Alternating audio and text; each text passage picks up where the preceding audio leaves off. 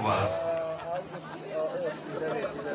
A vi ste pokazali da niste ni sumnjali u mene.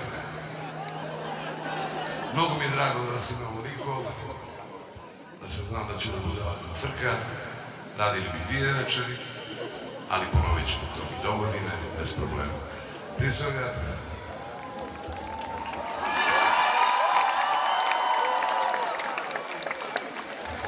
želim da vam kažem da mi je ovo mjesto nedostajalo i svakako je vreme iza nas.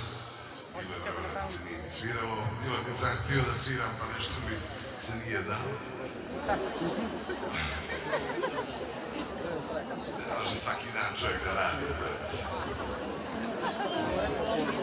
A može i da pije, ali i to mi se sad nešto ne daje. Želim da vam se zahvalim nekako još jednom, jer ste uvijek bili vrhunski, ja vidim da ste to i večeras. Puno vas volim i uživajmo zajedno večeras. Idemo lagano da se malo usviramo, da nismo džabe donosili klavir.